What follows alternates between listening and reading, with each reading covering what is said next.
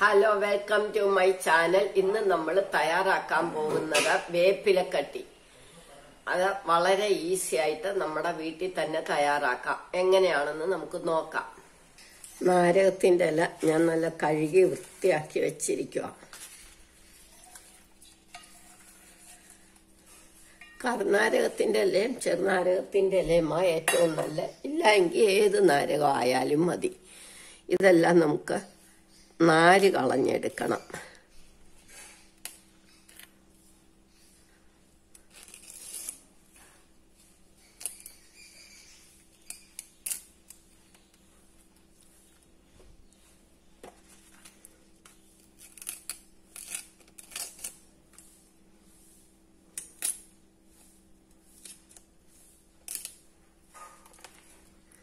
നാര് കിടന്നാൽ നമുക്ക് തൊണ്ടയിൽ കുരുങ്ങും,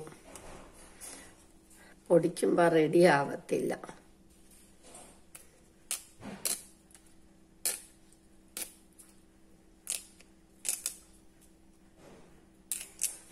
എടുക്കുമ്പോൾ തന്നെ നല്ല മണമാണ്. നാരകത്തേലെല്ലാം നമ്മൾ നാരൊക്കെ കളഞ്ഞെടുത്തു. അതിൻ്റെ പകുതി കറിവേപ്പില. നമുക്ക് ആദ്യം നാരകത്തേല മൂപ്പിച്ചെടുക്കാം. ചീനച്ചട്ടിയിലോട്ടിട്ട് നമുക്ക് എണ്ണയൊന്നും ഒഴിക്കണ്ട. വെള്ളം വറ്റി നന്നായിട്ട് ഉണങ്ങി പൊടിഞ്ഞ് കിട്ടണം. അതേമാതിരി മിക്സിയിലിട്ടും നമ്മൾ അരയ്ക്കുമല്ലോ, അപ്പോഴത്തേക്ക് നന്നായിട്ട് മൂത്ത് കിട്ടണം.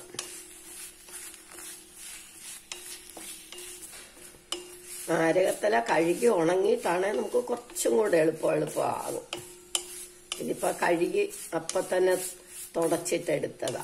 കഴുകി ഒന്ന് നല്ലോണം തോർത്തി തുടച്ചെടുത്തിട്ടാണ് നമുക്ക് കുറച്ചുകൂടെ എളുപ്പമാകും. നാരകത്തിലയുടെ പകുതി വേണം കറിവേപ്പില.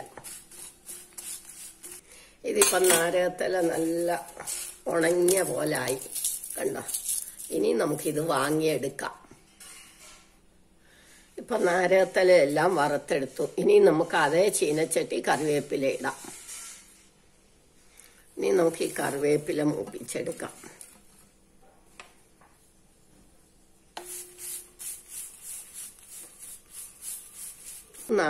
തണ്ടൊക്കെ കളഞ്ഞ് കറിവേപ്പിലയായിട്ട് എടുക്കണം, അല്ലെ ഇടിക്കുമ്പോഴാ ശരിയാവില്ല.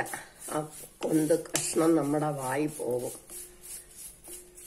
തൊണ്ടേ കുടുങ്ങും. നാരുണ്ടെങ്കിലേ നാരും കമ്പും ഒന്നും ഇല്ലാതെ വേണം വറക്കാൻ. ഇപ്പൊ കറിവേപ്പില മൂത്തു. ഇനി ഇതും കൂടെ നമുക്ക് എടുക്കാം. ഇനി നമ്മളതേ ചീനച്ചട്ടിയില് എണ്ണ ഒഴിക്കാതെ എടുക്കാം. എണ്ണ ഒഴിച്ചു. ഞാൻ 1 ടേബിൾ സ്പൂൺ എണ്ണ ഒഴിച്ചു. വെച്ചിരിക്കാനാണ്, എണ്ണ ഒഴിക്കണ്ട. കുറച്ച് ഇഞ്ചി അരിഞ്ഞതിട്ടു. കൂടെ നമ്മൾ 2 ടേബിൾ സ്പൂൺ ഉഴുന്നല ഇടണം. നന്നായിട്ട് മൂക്കട്ടെ. ഉഴുന്ന് മൂത്ത് തുടങ്ങുമ്പോൾ നമുക്കൊരു 15 മുളകിട്ടു. വറ്റൽമുളക്. അത് പിന്നെ അവരവരുടെ ഏരിയയുടെ പാകത്തിന് ഇട്ടോണം. 1 ടേബിൾ സ്പൂൺ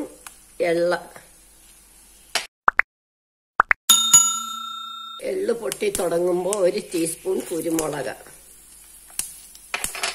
അത് കഴിയുമ്പോൾ 1 നെല്ലിക്ക വലിപ്പം പുളി മുറിച്ചിടണം.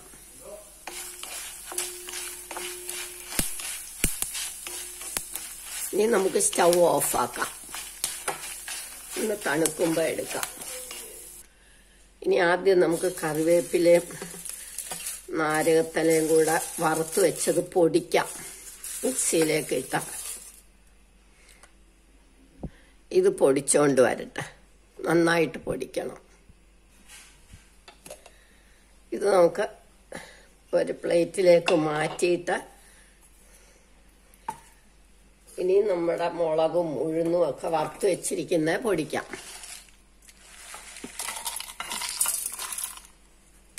ഇപ്പൊ ഇത് പൊടിച്ചു. ഇതിന്റെ കൂടെ വീണ്ടും ഈ നാരകത്തല ഇട്ട് നമുക്ക് ഒന്നും കൂടെ പൊടിക്കണം. നന്നായിട്ട് പൊടിക്കണം. രണ്ടും കൂടെ ഇളകണ്ടേ അതിന്. അപ്പൊ പാകത്തിന് ഉപ്പ് ചേർക്കണം. ഞാൻ മുളകിന്റെ കണക്ക് പറഞ്ഞു എന്ന് വെച്ചാൽ അതൊക്കെ അവരവരുടെ എരിയുടെ തക്കവണ്ണം ചേർത്തോണം. ഉപ്പും കൂടെ ചേർത്ത് നമുക്കിത് പൊടിച്ചെടുക്കാം.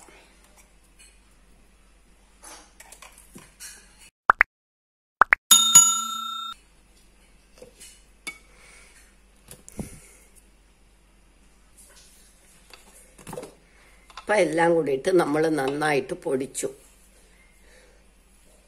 ഇത് വെച്ചിരിക്കാനാണെ ഉഴുന്നൊക്കെ നമ്മളെ എണ്ണയില്ലാതെ വറുത്താൽ മതി.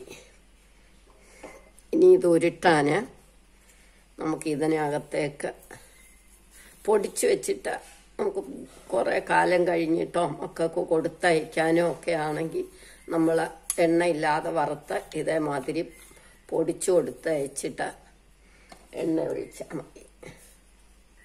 ഇനി ഇതിനകത്തേക്ക് എണ്ണ ഒഴിച്ചിട്ട് നമുക്ക് ഉരുളകളാക്കി എടുക്കണം.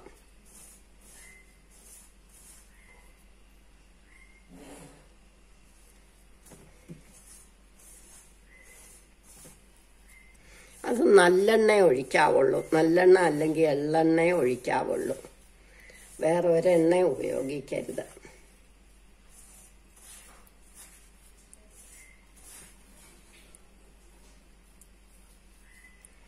ഇങ്ങനെ ഉരുട്ടി നമുക്ക്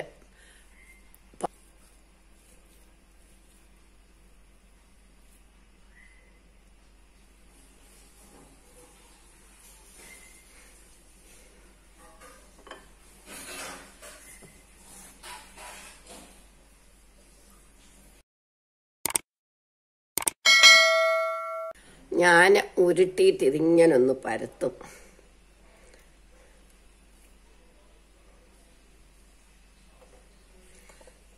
അതുപോലെ ഞാൻ ഇന്തുപ്പാ ചേർത്തിരിക്കുന്നത്. ഏതുപ്പ് വേണേലും ആകാം. നമ്മുടെ വേപ്പിലക്കട്ടി റെഡിയായി. എല്ലാവരും ഇത് ട്രൈ ചെയ്ത് നോക്കണം. ഇഷ്ടമായെങ്കിൽ ലൈക്ക് ചെയ്യണം, സബ്സ്ക്രൈബ് ചെയ്യണം.